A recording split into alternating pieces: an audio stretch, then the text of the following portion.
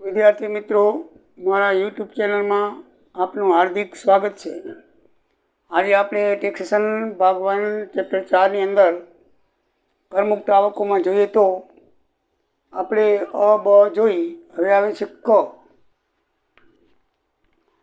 ખેતીની આવક જોઈ, બિનરહીશ અને વિદેશી નાગરિકની આવક જોઈ।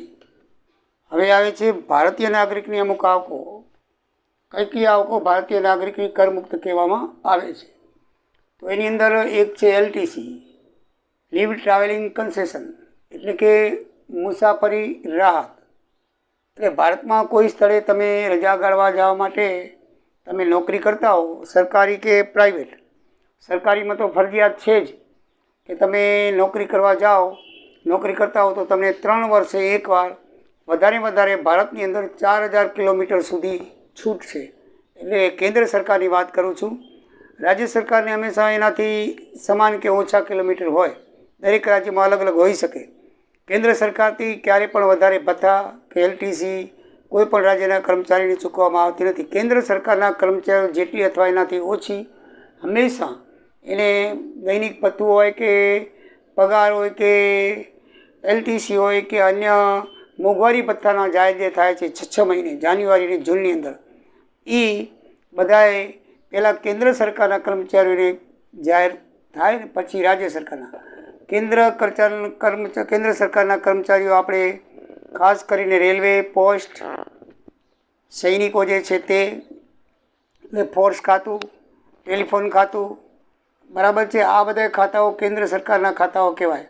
ડાયરેક્ટ દિલ્હી લેવલે એ લોકોનું મેન્ટેનન્સ મીન્સ કે પગારનું સંચાલન કે જે કાંઈ છે થતું હોય કેન્દ્ર સરકાર દ્વારા।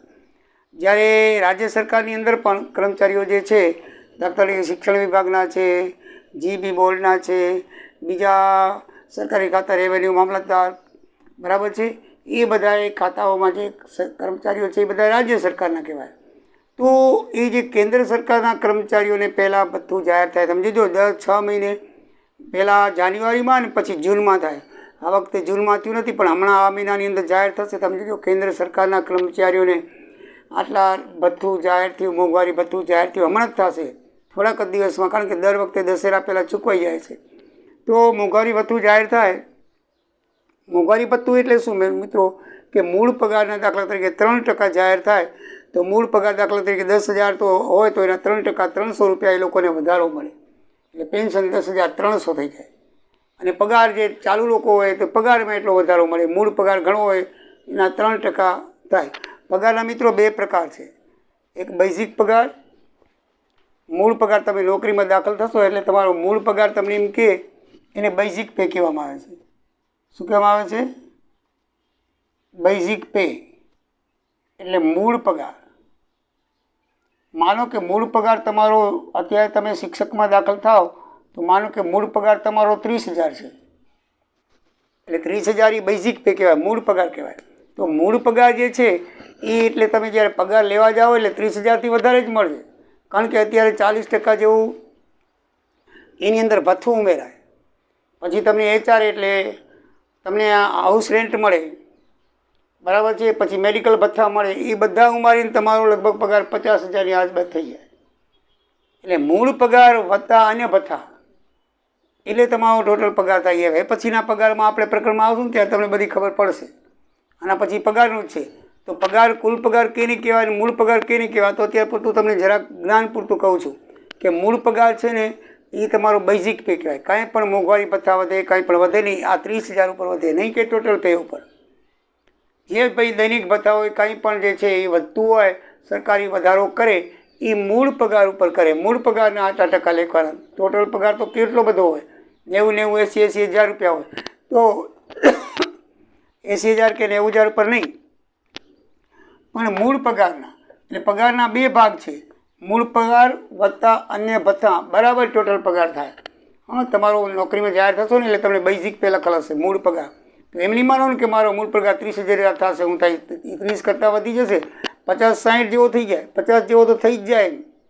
હા, કારણ કે મોટી સિટીમાં રહેતા હોય તો 15-15, 20-20 હજાર તો તમારું HR મળે, હાઉસ રેન્ટ મળે, તમે મકાન ભાડું મળે। પછી મોંઘવારી ભથ્થું તે ચાલુ છે, 50-60% તો મોંઘવારી ભથ્થું, 60% એને મોંઘવારી ભથ્થું થઈ જાય। હા, પછી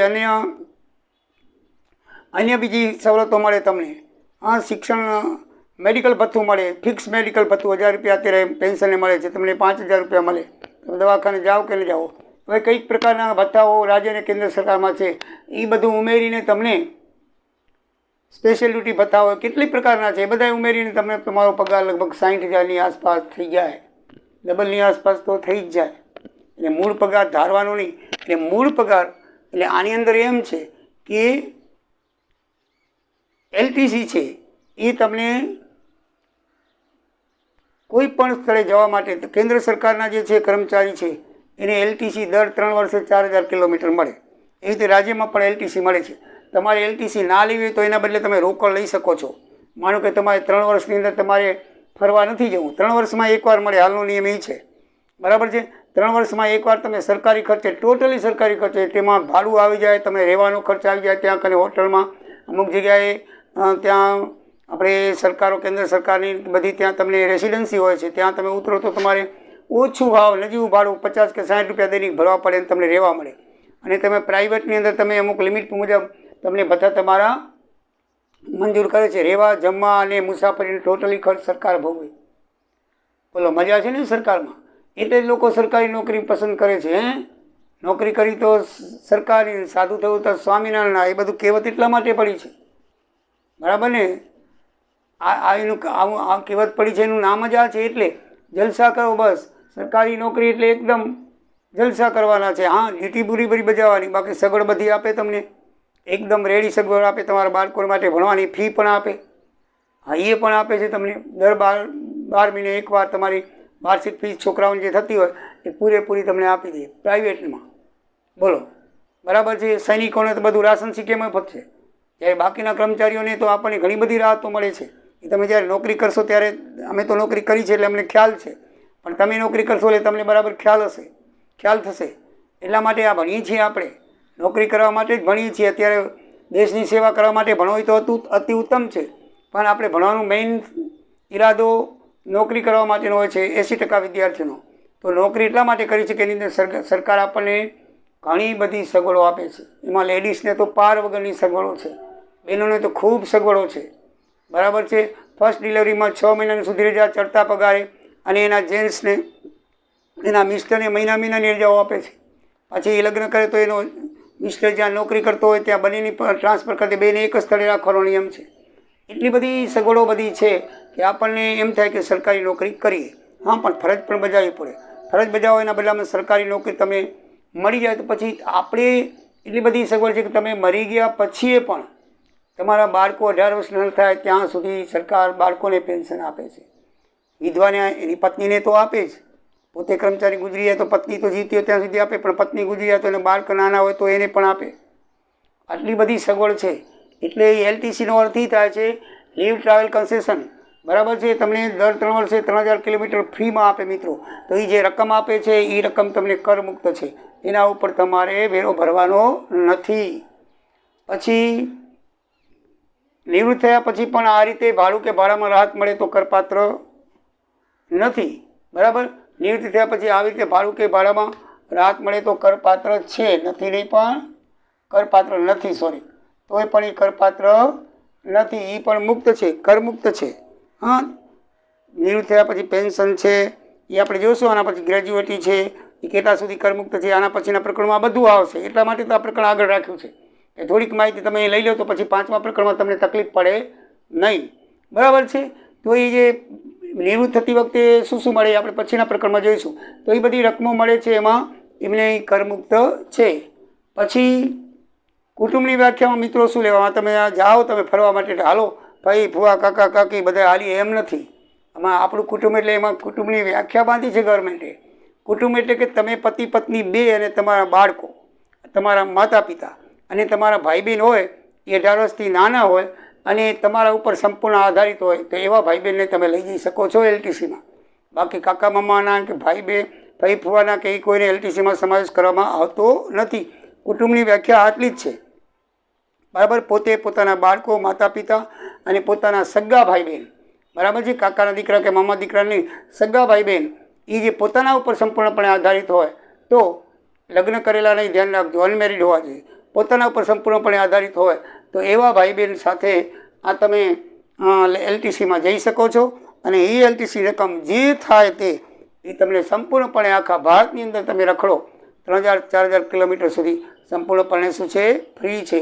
તોય ઘણા કર્મચારી જતા નથી, રોકડા લઈ લે છે.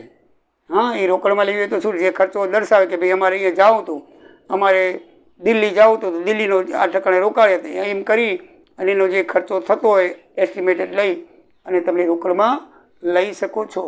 એ રકમ જે મળે એ શું છે કરમુક્ત છે.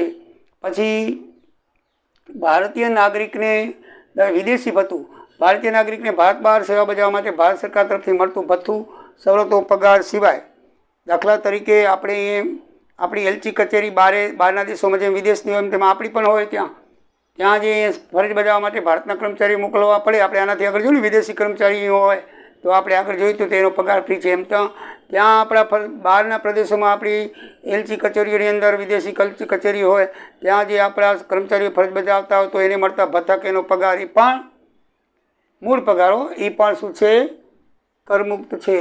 બરાબર છે, મૂળ પગાર સિવાય, મૂળ પગાર નહીં. બરાબર છે. ભારત નાગરિકને ભારત બહાર કે મળતા ભથ્થા કે બીજી સવલતો મૂળ પગાર સિવાય કર ફ્રી છે. ભારત સરકાર અને વિદેશ સરકાર વચ્ચેના ટેકનિકલ મદદના કાર્યક્રમ હેઠળ ભારતમાં નોકરી કરવાની આ મુજબ આવક કરમુક્ત છે. દાખલા તરીકે આપણે ત્યાં ટેકનિકલ મુદ્દે ભારત સરકાર દાખલા તરીકે જાપાનને આપણે વચ્ચે કરાર થયેલો છે. બરાબર છે. આ કંઈ અમદાવાદથી મુંબઈ જે લઈ જવાની છે આપણે ટ્રેન, બરાબર, એ ટ્રેન જે લઈ જવાનું છે નરેન્દ્ર મોદી, તો ટ્રેન માટે જાપાનના જે કર્મચારીઓ છે એ અહીંયા ટેકનોલોજી એવી રીતે ચીનના પણ આપણે જે પુલ બનાવેલા છે મુંબઈની અંદર એ બધા વિદેશી નાગરિકોને આપણે વિદેશી કર્મચારીને બોલાવવા પડે છે. એ લોકોની ટેકનિકલો છે. એ ઇઝરાયલની પણ આ બધા ટેકનિકલ બાબતે ચીન, ઇઝરાયલ, જાપાન બહુ આગળ છે આપણા કરતાં. એ લોકોની આપણે સહાય લેવી પડે છે. તો એ સહાય લેવી પડે તો એવી જે ટેકનિકલ મદદ કરનાર કાર્યક્રમ ભારતમાં નોકરી કરનાર એટલે એ લોકોના કર્મચારી જે આવે ને ભારતમાં નોકરી કરે તો વિદેશી સરકાર તરફથી એને મળતું મહેનતાણું, બરાબર છે, કે ભથ્થા એ શું છે કરમુક્ત છે. એ રીતે બિનરહીશ હોય તો પણ 10 કલમ 8 હેઠળ શું છે ફ્રી છે. પછી એવી રીતે અબક ડની અંદર આમાં આપેલું છે મિત્રો કર્મચારી મળતી આવક, પણ એ ખૂબ લાંબી છે એટલે જગ્યા આટલી હતી એટલે મેં છેલ્લું લઈ લીધું છે ચોથું ભથ્થાની ઇનામ. તો ભથ્થાની ઇનામ તો શિક્ષણ ખર્ચને પહોંચી વળવા માટે મળતી શિષ્યવૃત્તિ. દાખલા તરીકે તમે મિત્રો મેડિકલ લાઇનમાં જાઓ, તમારી પાસે પૈસા ના હોય તો સરકાર તમને લોન આપે. તો એ લોનની જે રકમ છે શિષ્યવૃત્તિની રકમ છે એ તમને ફ્રી છે. બરાબર, એના ઉપર કોઈ પણ ટેક્સ કે વ્યાજ પણ લેવામાં નથી આવતું. બરાબર, વગર વ્યાજની લોન છે. પછી લોકસભા કે રાજ્યસભાના સદસ્યોને મળતું દૈનિક ભથ્થું. બરાબર છે, આપણા લોકલાડીલા બધા સદસ્યો જે છે લોકસભામાં કે રાજ્યસભામાં આપણી સેવા કરવા માટે ચૂંટાયેલા છે. પછી કોની સેવા કરે છે આપ સૌ જાણો છો. બરાબર છે, જે ચૂંટાયેલા છે એ બધાએ આપણે એમને મળે દૈનિક ભથ્થું. અહીંયાથી દિલ્હી જાય અથવા રાજ્યસભા હોય તો ધારાસભ્ય હોય તો અહીંથી ગુજરાતમાં ગાંધીનગર આવે તો એ માટે એમને દૈનિક ભથ્થું રોજનું મળે, ઘણું બધું મળે. બરાબર, 1000 રૂપિયામાં એની આવવા જવાની ટિકિટ મળે. બીજા અન્ય બધા ટેલિફોન બિલ મળે, વીજળી બિલ મળે, દવાખાનાના બિલ મળે. આ બધાય બિલ જે આ દૈનિક ભથ્થા તો ફ્રી છે, પણ બાકી એના બીજા બિલ છે ને એ અમુક શરતને આધીન ફ્રી છે. ફોરેનમાં તમે દવા લેવા જાઓ તો ફ્રી છે. હા, સોનિયા ગાંધી જે છે એ દવાખાનામાં બારે હમણાં ગયા હતા તો એ તો જોકે મોટા વિરોધ પક્ષના નેતા છે એટલે એવા બધા જે લોકસભાના સભ્યો હોય છે મોટા મોટા તો વિદેશની અંદર પણ લઈ શકે છે. તો વિદેશની અંદર પણ એમને ફ્રી મળે છે. આટલી સગવડ મળે છે. એ લોકોની આવક ઉપર એના ઉપર કરમુક્ત એ આવક એ ખર્ચા બધા શું છે કરમુક્ત છે, સરકાર એમને આપે છે. બરાબર છે. પછી પુરસ્કાર, તમે કોઈક સારી કામગીરી વિજ્ઞાન ક્ષેત્રે કરી હોય, રમતગમત ક્ષેત્રે કરી હોય, બરાબર છે, તમે બહાર જે રમતો રમાય છે ઓલિમ્પિક એની અંદર સારી રીતે સોનાનો મેડલ લઈ આવ્યા હોય, બરાબર છે, હમણાં લગભગ આપણે હોકીનો સોનાનો મેડલ જીત્યા તો એના કેપ્ટનને કર્મચારીને બધાને ઇનામ આપવામાં આવે છે. ઇનામની રકમ અથવા એની સાથે કોઈ વસ્તુ આપવામાં આવે કપ, તે બધું શું છે સંપૂર્ણપણે ફ્રી છે આવકમાંથી. બરાબર છે. પછી છે બહાદુરી માટે મળેલ પુરસ્કાર પેન્શન કર્મચારીનું પેન્શન સૈનિકનું ફ્રી છે. કોઈ યુદ્ધ થયેલું હોય આપણા દુશ્મન દેશ સાથે, એમાં કોઈ બહાદુરીપૂર્વક કોઈ સૈનિક હિંમત કરીને ઘણું બધું સૈનિકોને ઠાર કરીને સારું બહાદુરીપૂર્વક પોતે મરણને શરણ થયેલો હોય અથવા જીવતો હોય તોય પણ એ જે પુરસ્કાર મળે છે ને તે બરાબર છે, એ લોકોના નક્કી કરેલા હોય છે. એ પુરસ્કારો જે મળે છે, જે 15મી ઓગસ્ટ ને 26મી જાન્યુઆરીના રોજ રાષ્ટ્રપતિ કે વડાપ્રધાન હાથે તમે જુઓ તો એમને એનાયત કરવામાં આવે છે. એવા સૈનિકોનું જે પેન્શન છે એ બધું સંપૂર્ણપણે કર મુક્ત છે. અને સૈનિક જો ઓન ડ્યુટી એટલે કે ચાલુ ફરજે ગુજરી જાય, ઘણી વખત આ જો વચ્ચે ગુજરી જાય છે, આપણે કેટલા આતંકવાદીઓમાં બિચારા મરી જાય છે. તો એવા જે કર્મચારીઓ તો હમણાં જ લગ્ન કરેલા અમુક તો હોય છે, બરાબર, નાના નાના બાળકો હોય છે, તો એ કર્મચારી ખરેખર સૈનિકની નોકરી એકદમ ટફ અને હાર્ડ છે. અને હું તો માનું છું કે દેશને ખાતર એ લોકો બહુ જ, ભલે તમને એમ થાય કે પગાર તો લે છે, પગાર તો બીજા કેટલાય કે લે છે.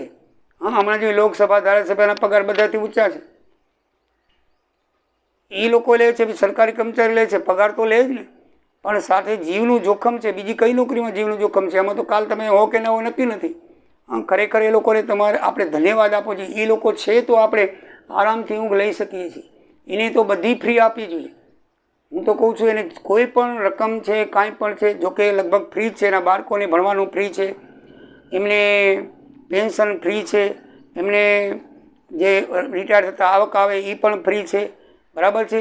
સરકારે લગભગ 80% જેવું ફ્રી જ રાખેલું છે અને હોવું જોઈએ. અસલ હીરો તો એ છે. તમે ફિલ્મના હીરોને શું કરો છો? એ તો એ લોકોને રૂપિયા મળે કેટલા બધા અને તે ડુપ્લિકેટ કામો, ખરાબ કામો કરીને નામના મેળવે. જ્યારે આ તો અસલ હીરો છે ને અસલ જિંદગી ગુમાવે છે. એ તો ખાલી ખોટા પિક્ચરમાં મરી જાય છે. બહાદુરી બતાવે ખોટી. એ લોકોને કહેવામાં આવ્યું કે તમે પડી જાજો. આમાં તો કાંઈ કહેવા નથી પાકિસ્તાનના સૈનિકો કે તમે પડી જાજો, હું ગોલી મારું તમે પડી જાજો એમ કહેવામાં આવે. આ તો જાનની ખેલબાજી છે ભાઈ, બરાબર છે. તો એ લોકોને ખરેખર બધું ફ્રી આપવું જોઈએ. આમ તો જો કે ફ્રી છે તો એ લોકોનું બધું ફ્રી જ છે. જો બહાદુરી માટે મળે પુરસ્કાર લેનાર સૈનિકનું પેન્શન ચાલુ ફરજ દરમિયાન અવસાન પામેલ સૈનિકની પત્ની કે બાળકોને મળતી રકમ કે પેન્શન બધું ફ્રી છે, બરાબર. એ લોકોને રાશન પણ ફ્રી છે. એ લોકોની રાશનની દુકાન અમે ગયા હતા, એક વખત ગયા હતા. એ લોકોને વસ્તુ મળે ને એ ટેક્સ ફ્રી હોય. આપણે ત્યાં કોલગેટની ક્રીમ છે, માનો કે તમે 100 રૂપિયા મળતી હોય, ત્યાં તમને 50 રૂપિયા મળે. અને એ એવા સારા હોય છે. ઘણી વખત અમે નોકરી કરતા તો અમારે ત્યાં ટપાલ લેવા આવે તો એ સૈનિકોને કહી કે ભાઈ તમે અમારા માટે આટલી વસ્તુ લેતા આવજો, તો એ લઈ આવે પોતે એકદમ ફ્રી. આપણે એમ થાય કે આટલું બધું સસ્તું મળશે. ખરેખર તો જો મૂળ ઉત્પાદન ક્ષેત્રે જો ચીજ વસ્તુ મળે ને તો મોંઘવારી રહે નહીં. આ સરકારી છે ને ટેક્સ બહુ છે. તમે માનો કે પેટ્રોલ ડીઝલ છે, ત્યાં તમે કુવૈત કે અબુધાબીની અંદર તમે જો અત્યારે અહીંયા લીટરના 100 રૂપિયા છે, ત્યાંથી તમને 50 રૂપિયા નહીં મળતું હોય. 50 રૂપિયા અહીંયાથી આવે પછી આ બધા રાજ્ય સરકારના, કેન્દ્ર સરકારના બધા ટેક્સ લાગીને મોંઘું થઈ જાય છે. બાકી તો મૂળ તો એકદમ સસ્તું જ હોય છે, બરાબર છે. તો આ રીતે સૈનિકોને ઘણી બધી રાહત આપવામાં આવે છે. મિત્રો, એ રીતે સરકારી કર્મચારીને પણ રાહત આપવામાં આવે છે, પબ્લિકને પણ રાહતમાં આપવામાં આપણે જોયું છે. તો સૌના પ્રમાણમાં સૌને ગવર્મેન્ટ રાહત આપે છે. એટલે જ આપણે સરકારને વફાદાર રહેવું જોઈએ, દેશને વફાદાર રહેવું છે. ક્યારે પણ દેશની સાથે ગદ્દારી કરવી જોઈએ નહીં. સરકાર આપણને ઘણું બધું આપે છે. આપણને ઘણી બધી, તમે જાગૃત થશો ત્યારે તમને ખબર પડશે કે સરકાર આપણને શું આપે છે. આપણે સરકારને ભાંડીએ છીએ કે મોંઘવારી બહુ વધી ગઈ છે, બેકારી વધી ગઈ છે, પણ મિત્રો દર વર્ષે કેટલા બધા ગ્રેજ્યુએટો બહાર પડે છે. બધાની નોકરી ક્યાંથી મળે? ન જ મળે ને. સરકાર પાસે એટલા બધા કંઈ વેકન્સી હોતી નથી. બેકારી તો રહેવાની છે, પણ આપણે તમે પોતે તમારી જાત ઉપર ખડા નહીં થાવ ત્યાં સુધી બેકારી હોય. તમને સગવડ બધી ગવર્મેન્ટ આપે છે. માનો કે તમે MBA થયા, તમારો ધંધો તમારે જાતે કરવો છે, તમને જાઓ લોન અમુક થોડાક ટકા વ્યાજે આપે છે, તમે લોન લઈને કરો તમારો ધંધો. શું કામ સરકાર ઉપર આધાર રાખો છો? તમને સરકાર સગવડ આપે છે, તમને લોન આપે છે, વગર વ્યાજની આપે છે, અને 1% કે 2% તમને આપે છે. અને તે ધંધો શરૂ કર્યા પછી તમે નફો કરો પછી જ ભરવાની થાય છે. તમને ભણવા માટે પણ આપે છે. તો શા માટે આપણે સરકાર ઉપર બેસી રહેવું જોઈએ? તો બેકારી આપણે સર્ટિફિકેટ લઈ લીધા પછી સરકારી નોકરી મળશે. હવે એવો જમાનો નથી રહ્યો. પહેલાં હતો. અમને નોકરી મળી ગઈ એમને એમ ખાલી અરજી કર્યા ભેગી જ, બરાબર. પણ હવે બેટા, હવે તમને કહું કે શિક્ષણનું પ્રમાણ એટલું બધું વધી ગયું છે કે અત્યારે ઘરો ગ્રેજ્યુએટ છે, ડબલ ગ્રેજ્યુએટ છે, પોસ્ટ ગ્રેજ્યુએટ કેને કહેવાય, ટેકનિકલ ડિગ્રીવાળા છે, ડોક્ટરી ડિગ્રીવાળા છે, બરાબર છે. તો કેટલો બધો ફાલ ઉતર્યો છે. ફાલ પ્રમાણે વેકન્સી નથી તો પછી બેકારી રહેવાની નહીં, બરાબર ને. ધીરે ધીરે માણસો રિટાયર થતા જાય, જેમ વેકન્સી થતી જાય તેમ સરકાર ભરતી જાય. ત્યાં સુધી આપણે રાહ જોવા જઈએ તો આપણે ઘરડા થઈ જઈએ. તો જ્યારે પણ તમે જ્યારે ગ્રેજ્યુએટ થાઓ ત્યારે તમે મોટી મોટી પરીક્ષાઓ છે, આઈપીએસની પરીક્ષાઓ આપો, ખાલી ગ્રેજ્યુએટ થઈને બેસી ના રહ્યો, બરાબર છે. કેન્દ્ર સરકારની, રાજ્ય સરકારની યુપીએસસી, જીપીએસસી પરીક્ષાઓ આપો, આઈપીએસ, બરાબર છે. એ બધી પરીક્ષાઓની તૈયારી કરો. અમદાવાદ સેન્ટ્રલમાં રહેતા હો તો તમે એની અંદર કોચિંગ ક્લાસ કાલે છે એટેન્ડ કરો, અથવા તો યુટ્યુબ ઉપર એટેન્ડ કરો. તમારી પાસે સગવડ હોય તો યુટ્યુબમાં બધું આવે છે, એ કરીને તમે તૈયારી કરો તો મિત્રો ઘણું બધું તમે થઈ શકો. અત્યારથી જ તૈયારી કરો અને કંઈક બનો એવી તમે ઈચ્છા રાખો મનની અંદર, બરાબર છે. આશા અમર છે, જરૂરથી તમે સારું થશે, બરાબર મિત્રો. તો છેલ્લે તમને એક વાત કહી દઉં કે તમે લોકો મારા વિડીયો જોવો છો બહુ, પણ સબસ્ક્રાઈબ કરતા નથી.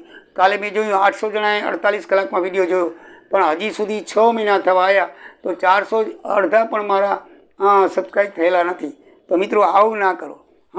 તમે જુઓ છો તો જરૂરથી સબસ્ક્રાઈબ કરો. ખાલી આંગળી જ અડાડવાની છે. જેમ હું તમારી પાસેથી કાંઈ લેતો નથી, તમારે કાંઈ મને દેવાનું નથી. ખાલી એકવાર સબસ્ક્રાઈબ દેવાનું છે. એ મને ઋણ તરીકે કે દિવાળીના બોનસ તરીકે કે ગુરુ દક્ષિણા તરીકે તમે મને આપો.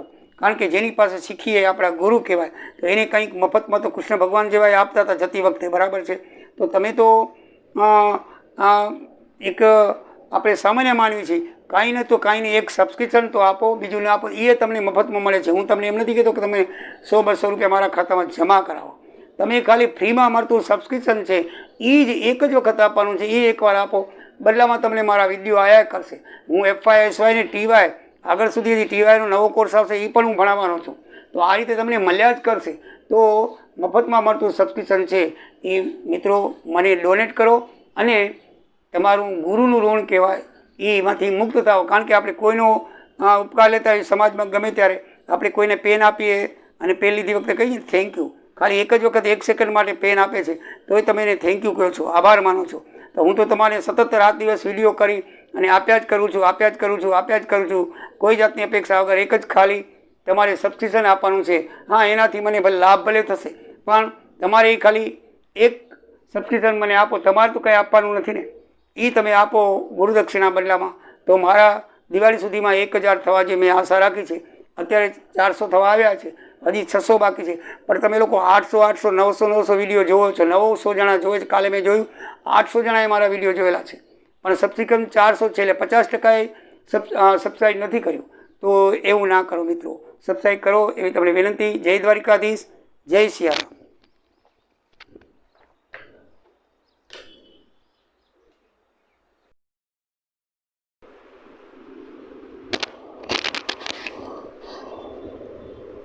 અને છેલ્લું વિદ્યાર્થી મિત્રો,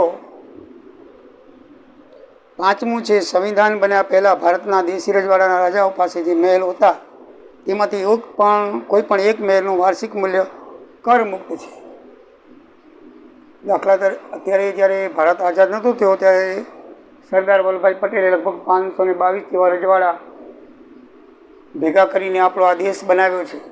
વડોદરાના રાજા, ભુજના રાજા, પછી અલગ અલગ દેશ પ્રદેશ, રાજસ્થાનમાં જયપુરના રાજા, ઉદયપુરના રાજા, આપણા બધા નાના નાના પ્રદેશોના રાજાઓ હતા. એ બધા પોતાના શાસન ચલાવતા. એની પાસે ઘણા બધા મહેલો હતા, ઘણી બધી સગવડો એ લોકો ભોગવતા. અત્યારે નથી એવા બધા મહેલો. તમે જુઓ કચ્છની અંદર પ્રાગ મહેલ છે, રાજસ્થાનની અંદર કેટલા બધા મહેલો છે, જૂના મહેલો. જો અત્યારે આટલી ટેકનોલોજી છે પણ એવા મહેલ ન બનાવી શકાય, એ લોકોએ બનાવ્યા એવા મહેલો છે. તમે જોયેલા હશે, શૂટિંગ બૂટિંગ થયેલું છે. રાજસ્થાનમાં ઘણા બધા મહેલો છે. રાજસ્થાનના રાજા બહુ શોખીન હતા, બહુ તમે ત્યાં લાલ પથ્થર થાય છે ત્યાં મહેલો બનાવેલા છે. તો એવા જે મહેલો છે એ રાજાઓએ આપણને આ બધા એના પ્રદેશ આપી દીધા. એના બદલામાં પહેલાં સાલિયાણા એટલે કે પેન્શન એક જાતનું એ લોકોને આપણને નક્કી કર્યું કે તમને દર મહિને 50,000 રૂપિયા આપવામાં આવશે. એવું કંઈક રકમ નક્કી કરી. તો એ રકમ પછી ઇન્દિરા ગાંધીના શાસનમાં રદ કરવામાં આવી, એ લોકોને બંધ કરી દીધી. પછી આપણા રાજાઓ આવ્યા, બધા ધારાસભ્ય, લોકસભાઓ, એ લોકોને પેન્શન શરૂ થઈ ગયા. તમે વિચાર કરો, જે મૂળ રાજાઓ હતા, જેને બિચારાઓ જમીન આપી છે, જેને દેશને બધા રજવાડા પોતાના લડીને પોતે વીડિયોથી લડી આવીને એને રખવાડા કર્યા છે બધાએ, બહારના આક્રાંતાઓથી, તો એને પોતાનું લોહી રેડીને જે રખવાડા કરે એ બધું આપણને આપી દીધું, એને પેન્શન બંધ કરી. અને જેઓ ફક્ત 5 સાલ માટે રાજ્યસભાની અંદર રહે છે, એ લોકોના પેન્શન શરૂ થઈ ગયા કાયમ માટે. તો એ લોકોને બંધ કરી નાખ્યું. અને એક લોકોને કીધું કે તમારી પાસે જે મેલ હોય, ઘણા બધા મેલ હતા, કોઈ પણ એક મેલનું વાર્ષિક મૂલ્ય છે, બરાબર છે. વાર્ષિક મૂલ્ય શબ્દ શું કામ વાપરે છે કે જે વર્ષે એની આકારણી કરો એ વર્ષમાં એ મેલનું જે હોય એ મેલની રકમ તમને કરમુક્ત ગણવામાં આવશે. તો મિત્રો, આ રીતે આ મુદ્દો હજી બાકી છે, તો આગળ આપણે વિડીયોની અંદર જઈશું. ત્યાં સુધી જય સિયારામ.